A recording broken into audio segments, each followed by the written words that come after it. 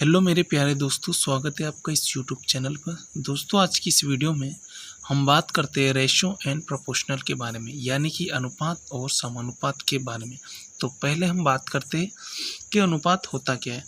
दोस्तों, अनुपात जैसे कि दो बिंदी है, इन दो बिंदी को ही अनुपात बोला जाता है। जैसे कि मैंने लिखा ए अनुपात बी, तो अनुपात को हम इस तरह लिख सकते हैं और अनुपात को हम ए बटा बी के रूप में भी लिख सकते हैं। यहाँ तक आपको क्लियर होगा दोस्तों। तो दोस्तों, अनुपात के बारे में हमने समझा कि दो बिंदी यानी इसे अनुपात बोलते हैं, और इसे ए अनुपात बी यानी अनुपात को हम ए बटा बी के रूप में लिख सकते हैं। कहने का मतलब अनुपात को हम बटे के रूप में भी लिख सकते हैं। और जो समानुपात होता है, तो दोस्तों चार बिंदी है, इन्हें ही समानुपात बोलते हैं। समानुपात यानी कि बराबर, जैसे कि ए अनुपात बी है और समानुपात है बी अनुपात सी। तो दोस्तों, ए अनुपात बी को तो हम ए बटे बी के रूप में लिख सकते हैं, लेकिन ये जो समानुपात है इनको हम बराबर करेंगे, और जो बी अनुपात सी है इसे हम बटे के रूप में लिख सकते हैं। तो दोस्तों, इसे समानुपात कहते हैं। तो ए अनुपात बी समानुपात बी अनुपात सी, तो इसे इस तरह भी लिख सकते हैं। और दोस्तों, एग्जाम्पल के तौर पे मैंने लिखा कि 2:3 है ना दोस्तों, 2:3। तो जो 2:3 है, तो ये किसी संख्या का न्यूनतम रूप है, यानी कि किसी भी संख्या का हो सकता है। ये चाहो तो 20 का भी हो सकता है, 30 का भी हो सकता है। क्यों दोस्तों? क्योंकि 20/30 लिखेंगे तो 0 से 0 कट जाएगा। तो ये 2:3 20 और 30 का भी हो सकता है, 200 और 300 का भी हो सकता है, 2000 और 3000 का भी हो सकता है। यहाँ तक आपको क्लियर होगा। अब हम चलते हैं क्वेश्चन की तरफ।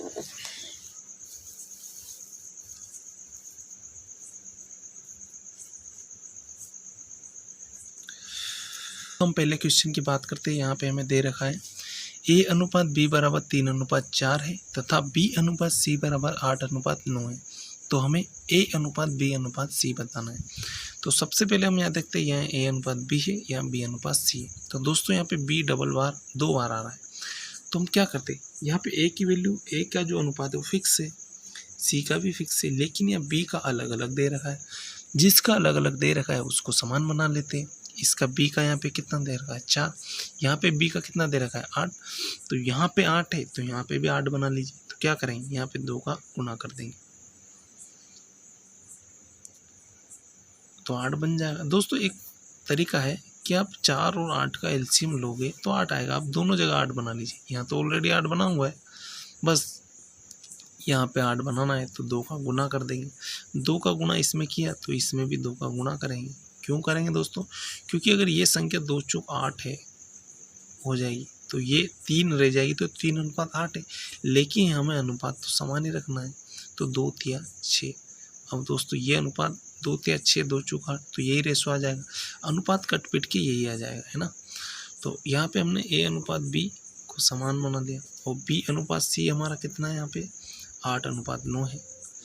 तो अब हमें ए बी सी की वैल्यू पूछा है, ए अनुपात बी अनुपात सी। तो ए की वैल्यू कितनी दे रखी है 6, बी की वैल्यू कितनी दे रखी है 8, और यहाँ पे बी की वैल्यू 8 है जो हमने लिख दी है, और सी की वैल्यू कितनी दे रखी है, यानी सी का अनुपात क्या दे रखा है 9। तो ये हमारा आंसर हो जाएगा 6:8:9। तो दोस्तों, एक मेथड तो ये हो गया कि आप इसे समान कर लीजिएगा। समान करने से आप इसे आसानी से ला सकते हैं। और एक तरीका और है कि आप ए अनुपात बी अनुपात सी, इसे ट्रिक कह सकते हैं।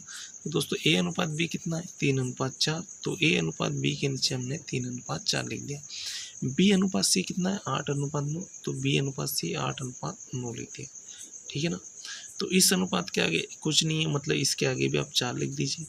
इसके आगे कुछ भी नहीं है, इसी 8 को यहाँ पे लिख दीजिए। यानी इसके आगे कुछ नहीं होता, इसके आगे 9 लिख देते, ऐसा है।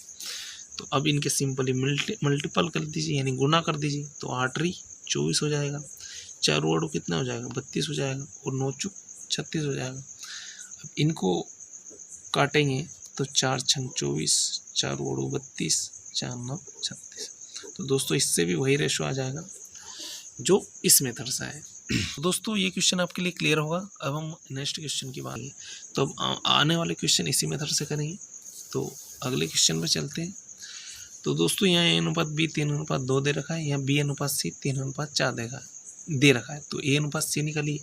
तो हमें सिंपल सा हमें पता है कि ए अनुपात बी अनुपात सी, ऐसे लिख लीजिए। ए अनुपात बी कितना दे रखा है 3:2, बी अनुपात सी कितना दे रखा है 3:4। लिखने में तो कोई दिक्कत नहीं दोस्तों, क्योंकि ए अनुपात बी के नीचे ए अनुपात बी अनुपात सी के नीचे बी अनुपात सी। अब यहाँ पे कुछ नहीं है मतलब यहाँ पे 2, यहाँ पे कुछ नहीं है मतलब यहाँ पे 3, बस इनको गुना कर दीजिए। 3 3 9, 3 दूनी 6 और 4 दूनी 8। दोस्तों अगर ये संख्या, ये तीनों संख्या जो तीनों अनुपात है ये किसी से कट रहा हो तो काट दीजिए, नहीं तो यही हमारा रेशियो हो जाएगा, तो यही हमारा आंसर हो जाएगा। तो दोस्तों कितने आसानी से ये आंसर हमको मिल गया।